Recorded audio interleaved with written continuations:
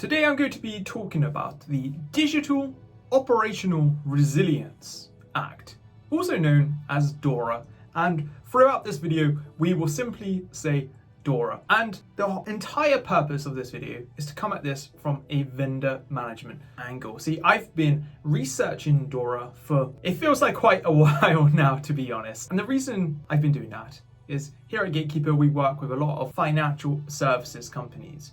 And DORA is solely focused on these kinds of organizations within the EU. And of course, I'm going to include the UK within that.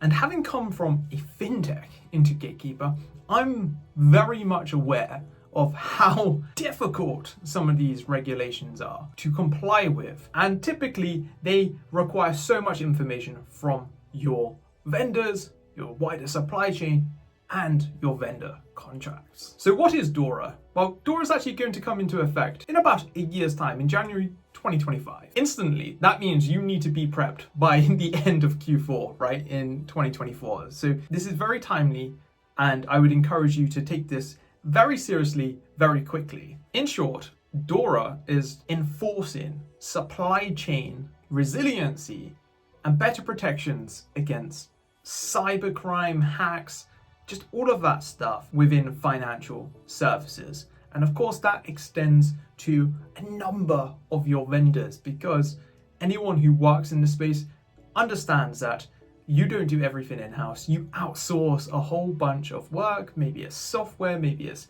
specific services, and a lot of those services or software will hold a lot of very sensitive customer data and information, and you need to make sure that your vendors are really in the best state possible. And I think this is an acknowledgement that the digital supply chain really needs a little bit more assistance when it comes to enforcing really good principles around risk management, incident management, cybersecurity, and all of that good stuff. Now, PwC actually estimates that about 22,000 financial services entities will fall within the remit of DORA. So this isn't a small number. This is an incredible amount of work that needs to be done, and I would almost consider it as high up in importance as GDPR, that wonderful regulation that we've been dealing with for a number of years now. So what are the main areas of focus for DORA? See, there's 5 key areas that we're picking up here. So it's governance and ICT risk management,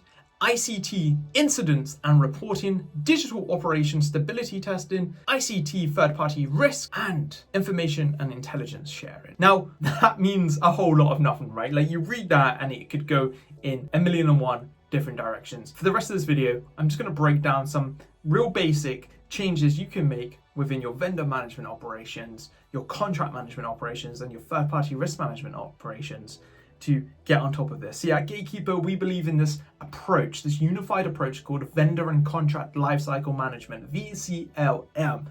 And this is really bringing together vendor lifecycle management, contract lifecycle management, and third-party risk management. And when I saw DORA, I instantly recognized it as a perfect use case for VCLM. So I'm just going to list a whole bunch of DORA vendor requirements that you may have some of these requirements in place, right? Like when you think about your risk management, your contracting operations, you may have a lot of this, or you may have the foundation of it. So whatever you need to do for DORA isn't going to feel like too much of a lift. But for a lot of you out there, you may be very new to this. You may not have a dedicated vendor management, supplier management, procurement team. You may just have legal and finance. It's going to be a bit of a headache for some of you. I just want to be completely honest about that up front. But let's just dive into this. I'm going to show everything on screen just so you can kind of keep up with what we're going through here. So contracts with third-party ICT service providers and service providers, aka vendors, must include mandatory clauses. Contract requirements supporting critical or essential functions are particularly detailed, and you'll need a whole raft of requirements built into your contracts from, threat-based penetration testing, contingency plan, security measures, termination rights, and a load of other good practices around contracting. I'm actually going to make another video about this one because I feel like this needs a little bit more time and attention for us to really go into it. This video is just kind of giving you that initial snapshot, and we'll make a whole other video dedicated to this one and how maybe you can use a platform like Gatekeeper to deal with it. Financial entities also need to maintain a register of information on their ICT contracts and distinguish between those supporting critical functions and those that do not. So when I think about this one, this is really coming down to vendor categorization. How do you currently categorize your vendors? And I know for some of you, you won't have vendor categories yet.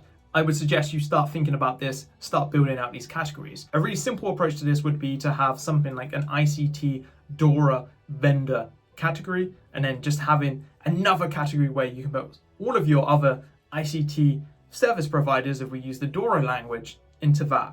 And this might actually mean for some of you who already have categories that you may decide to break up your existing category structure, where you may have various different software categories, and amalgamate it into a sort of a DORA specific one. I don't really know what the right answer is yet, but I would encourage you to start thinking about it and figuring out what works well in your organization.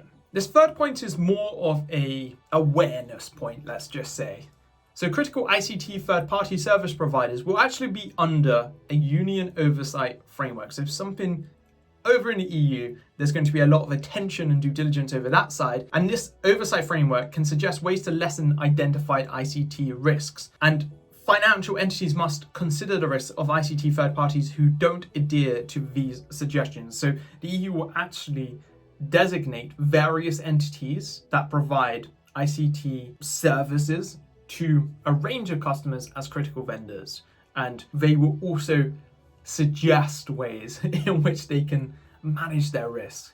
And if these vendors of yours decide not to do that, well, perhaps I'm making an inference here, but it feels like the EU is going to be saying, if they don't follow what we're saying and you still work with them and then something happens, don't come crying to us when we come to you and let you know of the severe consequences that are coming your way. So next we have the need for risks related to ICT concentration and all of your risks from subcontracting activities or sub-outsourcing activities, I believe is the wording in DORA, to all be documented. You'll need to have effective ICT risk management throughout your vendor base. You'll need incident management throughout your supply chain and vendor base. And we all know how difficult this is, right? So this is going to require you to work across the entire organization, especially with InfoSec, with risk, with IT, with various other interested parties in your organization. And I just come back to this point, someone who I respect massively, Tom Rogers over at Vendor Centric, really recommends this idea of a vendor management office, the VMO, right? And this is where you pull all of these key stakeholders from across the business to collaborate on vendor facing issues. And it doesn't necessarily just have to be procurement people,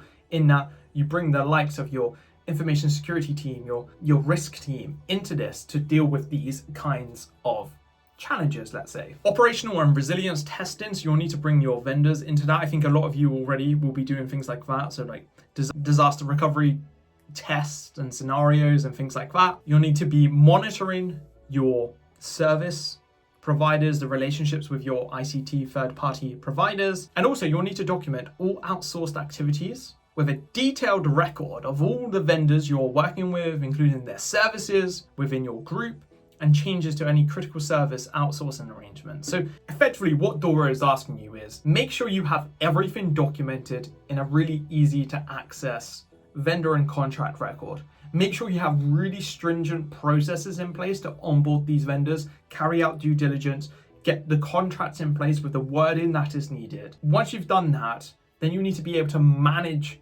your vendors, your contracts, and the risks associated with them. And maybe just taking a step back, whilst you're onboarding and dealing with the contracts, you need to be able to capture all of these risks and collect the right information. Now, as we've been going through all of these ideas and challenges, let's say around DORA, I just want to point you to the fact that Gatekeeper is a VCLM platform, and it fundamentally allows you to do every single one of these activities in one place, an all-in-one solution to handling regulatory requirements like DORA, GDPR, and anything else that's going to come your way over the next few years. And we all know that there is going to be more and more regulatory enforcement and encroachment, let's say.